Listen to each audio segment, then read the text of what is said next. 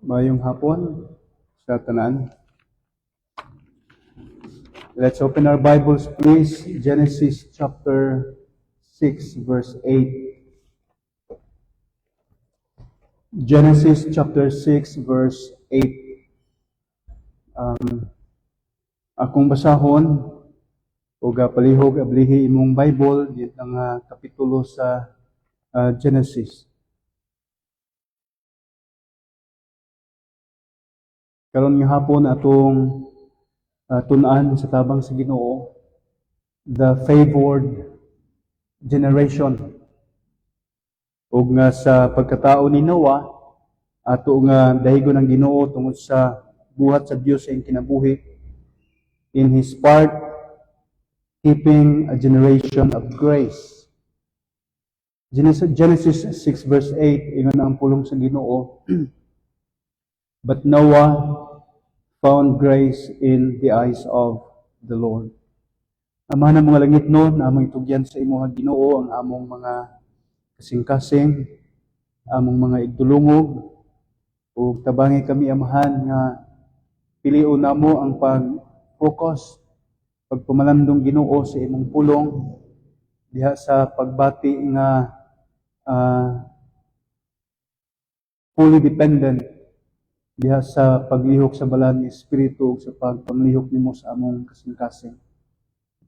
May it be prayer of each one of us, like the psalmist did in Psalm 119 verse 18.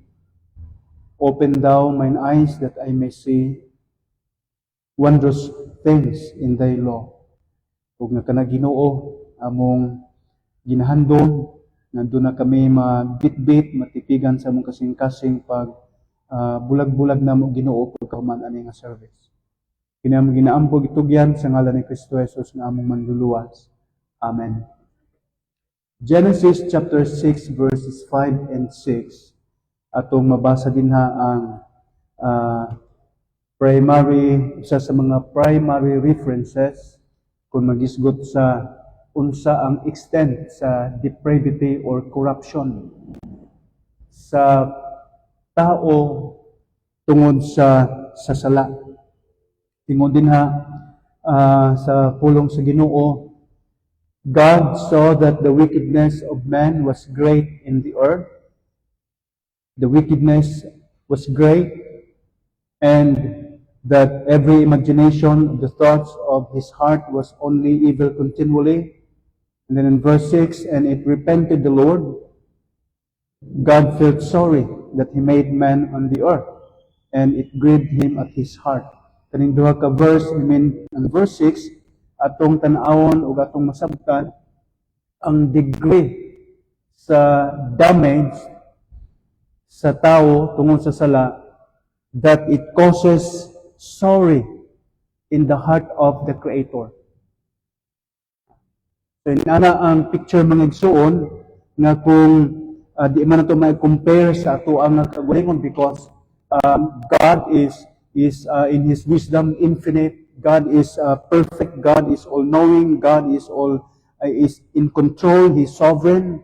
Pero kung atong tan-awon mga igsuon ang atong kagalingon, na kay ginahimo nga perfect, nindot kay siya nabutan, and then after sometimes something happened and it became not only ugly but very ugly. Gidescribe, gitawag sa Ginoo yung creation, it was very good. And then dinhi nga chapter sa same book, gidescribe dinhi there was great wickedness and there was a total or absolute corruption diha sa kinatibuk-an nga pagkatao sa tao. Now, we have this trace, kadali lang kayo, atong tan-awon ang genealogy. Gikan kang Adam, padulong sa kang Noah. And kung atong basahon ang chapter 5 of Genesis, somehow na ay mga positive nga bearings sa ngalan sa mga tao gimension dinhi. But if you would like to have an idea in the negative side, you read chapter 4 sa family pud ni Cain. Genesis chapter 5 verse 5, and all the days that Adam lived were 930 years and he died. And next to him, in verse 8, Seth were 920 years and he died. Na ingon sa pulong sa Ginoo, sa chapter 4, verse 26, and to Seth, to him also there was born a son, and he called his name Enos. Then began men to call upon the name of the Lord. That is very positive. That is very godly. Gisgutan nila sa verse 26. Then pagkato sa chapter 5 and chapter 6, ato makita po ang very negative nga bearing sa mga ngalan sa tao. In chapter 5, verse 11, and all the days of Enos, the son of Seth, 905 years, and he died. And verse 14, and all the days of Cainan, the son of Enos, were 910 years, and he died. And then Mahalalel were 895 years, and he died. Jared were 962 years, and he died. Enoch were 365 years. Methuselah were 969 years, and he died. And then we have Lamech, the father of Noah, 777 years, and he died. And then in verse 32, Noah was 500 years old, and Noah begat Shem, Ham, and Japheth. So, nataning a list of generations, or lineage, or families, or fathers, ipang-mention din he. In Genesis chapter 4, verse 8, gamay lang po nga idea, ato makita dito ang una nga murder, una gyud nga pagpadayag sa corrupted nature sa tao, and it was envy. That Cain felt envious toward his brother Abel. We know the story because of the offerings. And then Cain killed his brother, or murdered his brother. And then so on, we have verse 5, 6, 7, 11, and 12 sa chapter 6. Gisulti sa pulong sa Ginoo dito ang pagkadautan. Nagkadautan ang panahon sa ani nga mga tao. In verse 7, and the Lord said, I will destroy man whom I have created from the face of the earth.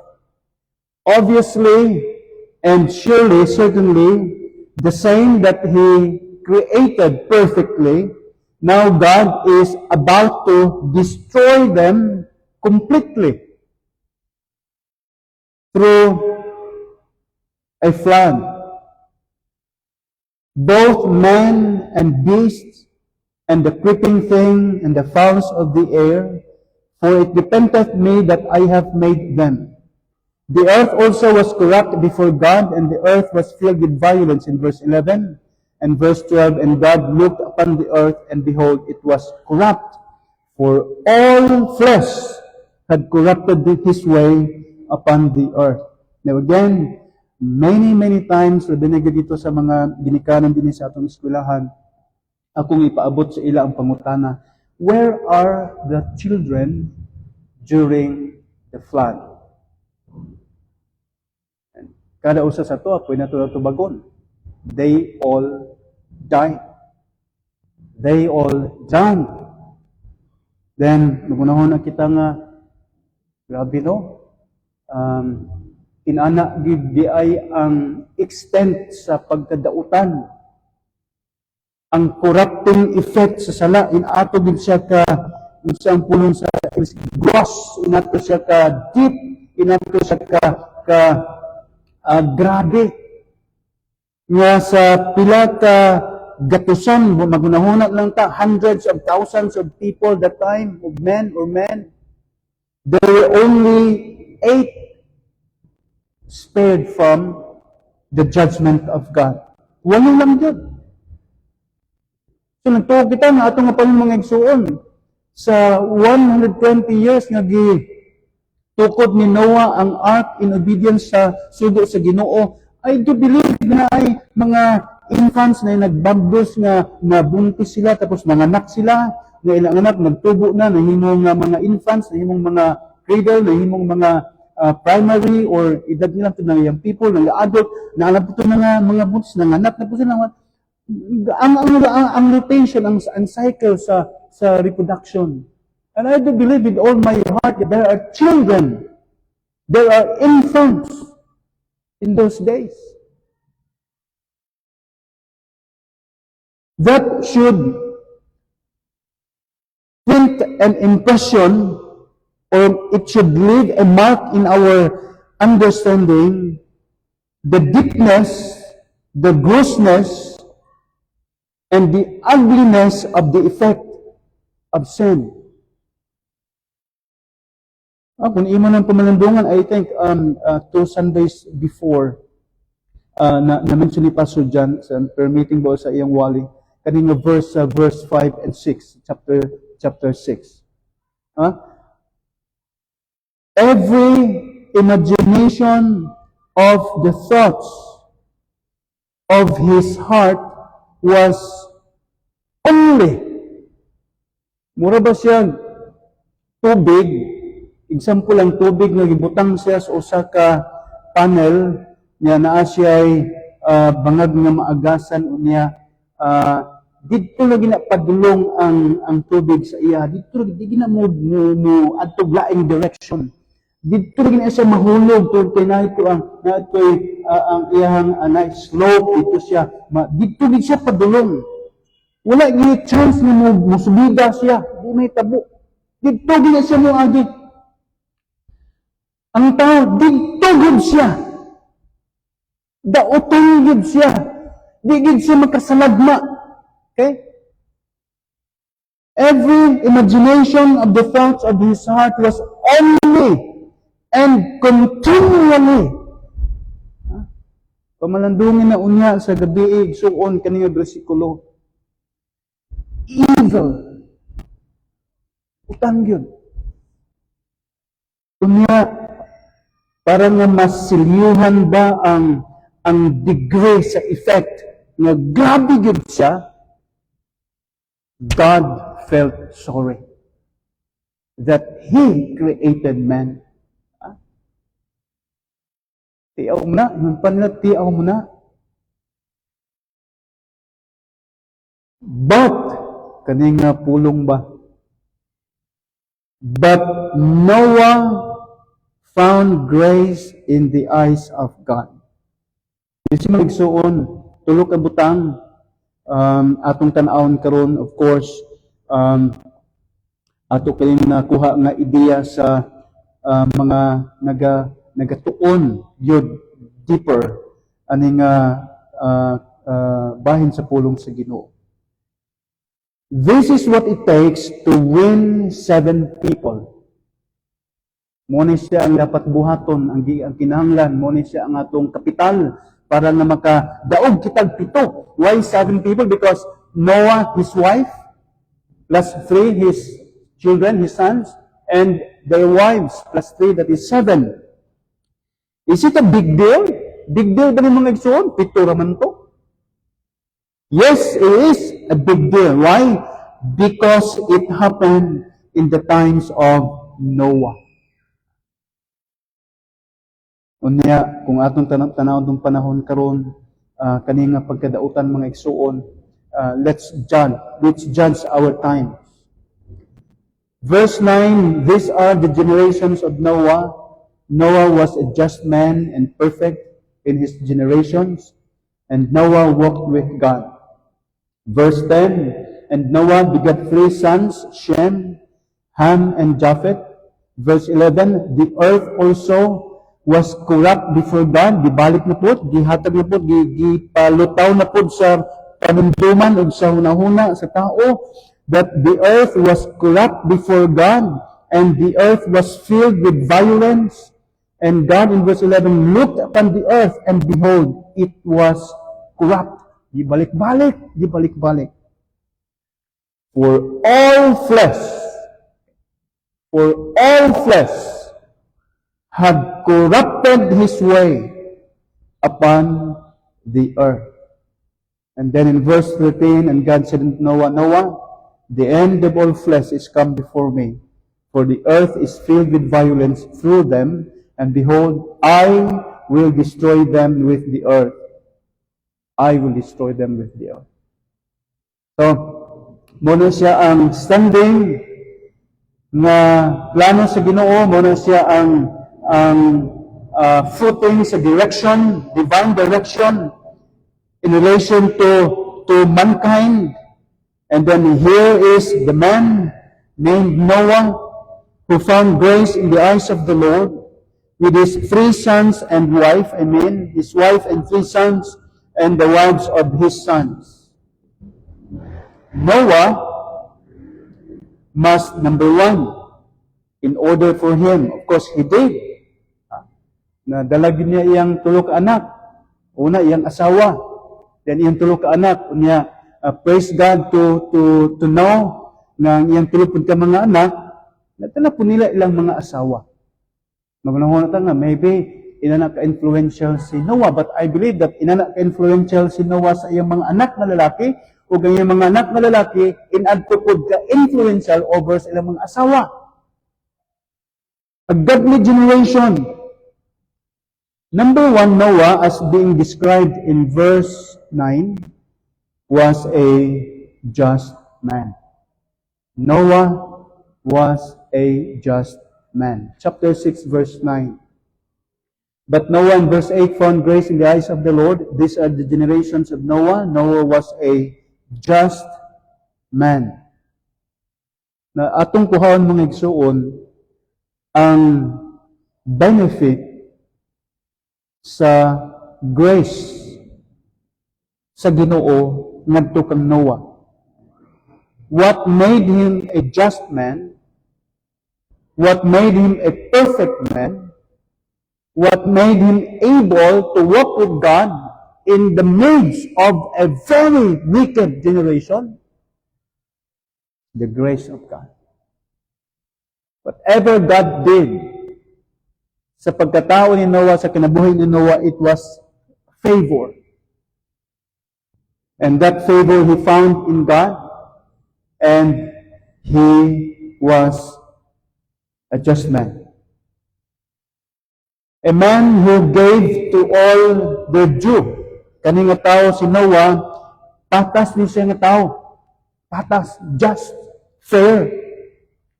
For this is the ideal meaning of the original word. For Noah, if correction is due, he gives it.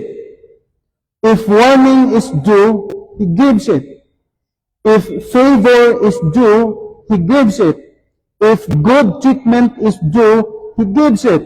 If mercy is due, he gives it. If consideration is due, he gives it. If forgiveness is due, he gives it. Inana siya ka fair.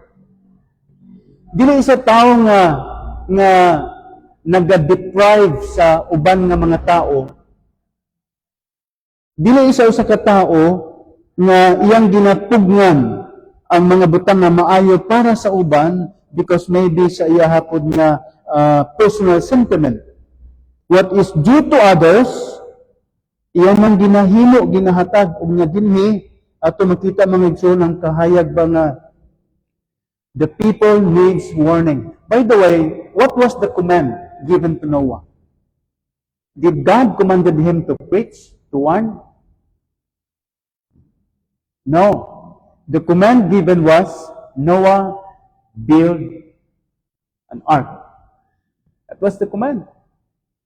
O giyon sa commentator, of course, ang testimony, ang act of obedience ni Noah, ang pagpanday niya sa ark for that long, it is believed, sumala sa iyang pagkatao, that he did not deprive the people to hear warning. Wala nga gideprive ang mga tao nga makasabot, makabalo why he is building that big boat. Iyatong gipabalo sa mga tao. Kung unsay gisulti si Ginoo sa iya about the judgment, iyang gipaadto sa mga tao to be fair with them unto them. Nga pag-abot sa lunop, walay tao nga musinggit, ang nawa minuno giingnan. Nga nung wa minimo gi-explainan nga mao ba nang hinungdan nga gitukod din ng arka kay naaday dakong lunok nga maabot. With all fairness and justice, Noah did warn the people. That is, in the sight of being a just man as described in verse 9. And somehow, atong makita mga igsuon. Dali ra ba ito kang Noah na naging fair, naging just towards all men? Kung atong tanawon ang ilang pagkadautan, gaunahuna ito nga siguro, gibugal-bugalan nila si Noah, nagunahuna ka nga ilang ginahiga-yagaan, ginasinggit-singgitan, ilang ginadisturbo, ginamalain. But we can imagine even worse. And awan siya nila kadautan. And yet Noah, with all fairness and justice, he warned them. Muna nga, nailhan po gitawag po si Noah nga great preacher. Okay? Great preacher. Number 2, ingon sa pulong sa Ginoo, dili lang siya just man, but also Noah was a perfect in his generation. Okay? Now, take note, gisulti, perfect in his generation. Importante mga igsoon nga, iyang pagka-hintip, akong tanawon ng meaning sa pulong nga perfect, gi-connect dito sa iyahang kapanahunan. Maayo lang magkinabuhi nga matarong kung ang imuhang palibot mga matarong na tao. Maayo lang maging pasensyoso kung ang mga kauban ng mga tao, dili mga bagyunon. Maayo lang magkinabuhi nga relax ka lang kung ang mga tao, dili mga troublesome. But if you are surrounded with a crowd or people that is so wicked, no fear of God, blasphemous, unfair, attacking, unsa pa atong i-describe sa ila mga daotang nga mga tao, mga igsuon, it was not easy for Noah to be so. In Job 1, verse 1, there was a man in the land of Uz whose name was Job, and that man was perfect and upright. Exactly how Noah was described. Perfect. And one that feared God and eschewed evil. Perfect in his generation means Noah have made a difference in his generation. He was in all things a consistent character, never departing from the truth in principle or practice. Wala siya compromise, wala siya gabiya. Noah wasn't perfect in character, of course. He was not perfect in moral. He liked everyone fails and inclined to sin. Makasala gyapon, but he was favored by God to be strong enough not to depart from the truth and righteousness. Sa kusog sa Ginoo, na kaya ni Noah, na dili siya mabiya sa kamatuoran, na dili siya mabiya sa pagkamatarong. And that's the difference na nahimo ni Noah. While everyone is departing, while everyone is compromising, Noah stood up alone.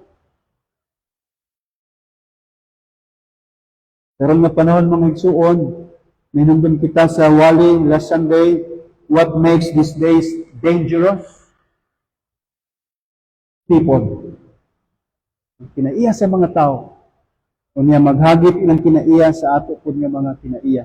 Ugusan niya sa mga highlights karong panahon na, they will depart from the truth, they will depart from the practice of the truth, and so it's really a very serious challenge para sa Kristohanong anak sa Ginoo. So Noah was a perfect in his generation. Sa grasya sa Ginoo, nahimo kato ni Noah. Number 3 and last, di kita magdugay mga igsuon. He walked with God. He walked with God. He was not only righteous in his conduct, but he was faithful and had continual communion with God. Naasay na pinadayunon nga pagtigsangdurot sa Ginoo, pagpaduol sa Ginoo. The same word, the same meaning gigamit in Genesis 5:22, tang Enoch. Walking with God is simply means walking beside God. Ang paglakaw sa kilid sa Ginoo, in His ways, living and going along with Him, Nagalakaw ka ba sa Ginoo with the idea of John chapter 15, cleaving onto His ways. Kanang nagdalakaw ba nga, nag-amping nga diya ka makaagi and then na ay current, na ay force nga magdira sa inyong tiit, paggawa sa nga direction, but you crave, you insist to go along the path with God. Ug mo na mga igsuna atong problema, no kanang atong struggle, kanang maka-compromise kita in some of the principles sa pulong sa Ginoo atong natun-an. Noah walked with God. Walking with God also means walking with total agreement with God and His words. Total agreement. An idea very opposite sa ating nagundang nawari last Sunday, total opposition. People oppose the truth. If we walk with God, kung maglakaw kita kauban sa Ginoo, nakakita gitawag, himpit na pakig-uyon sa iyang pulong o sa iyang mga pagtudlo o paggiya. And this certain command of God, ingon sa Ginoo, that we need to agree fully is to obey Him when He said, love God above all things and love your neighbors as yourself. In opposition, standing unto the truth in opposition to the slogan which says, love yourself. That's what the world promotes. Noah was a just man, perfect in his generation, and he walked with God. That's what it takes to win heaven. Naging influential siya kung nadalagid niya iyang family. Now, I'm talking about and linking it to a family, mga igsuon, mga papa, mga ginikanan. Tungod kay karon nga panahon, ang atong common nga struggle is the competing influence of the world sa atong influence over sa ato ang family. Usay mas tuuhan pa sa mga bata nato ang mga nadunggan na sa gawas kaya isulti sa ila, sa balay. Mabot ng panahon, murag dili sa naka sigurado nga sundon ang sigurado sa bersikulo tungod kay naay mga ideas nga dunggan magikan sa gawas.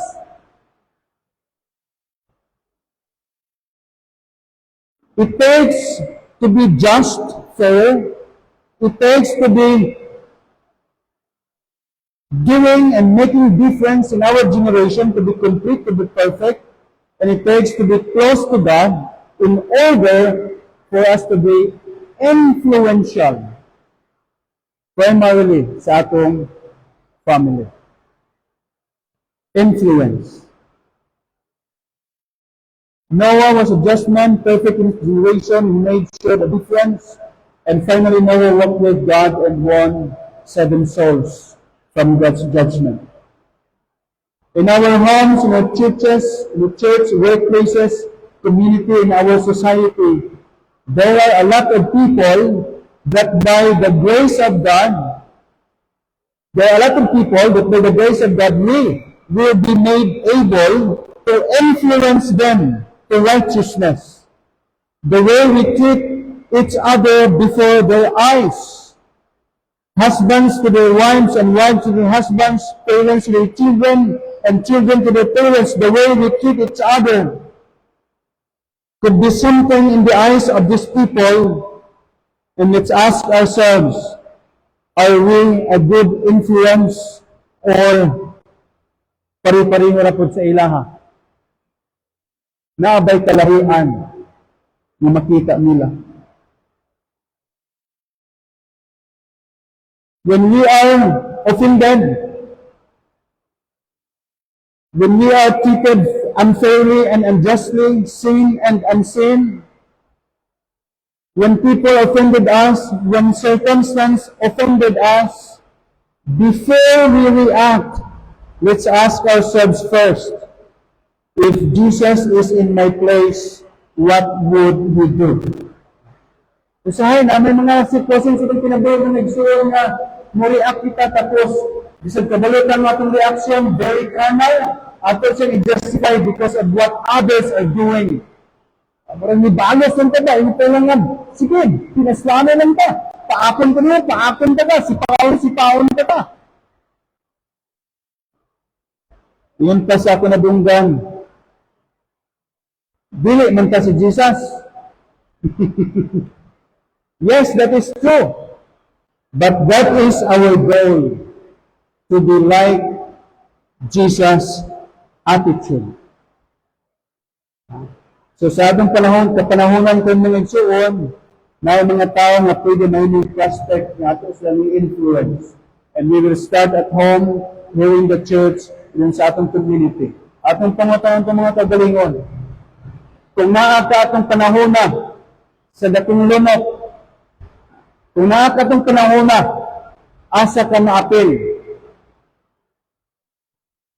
Naapil ka sa nindot uga nga lugar, naghigda, naglingkod, nagkaon kasi nagbitbit, hinuwag sa mga nagsulod sa art, or apil ikaw dito sa nangalumos.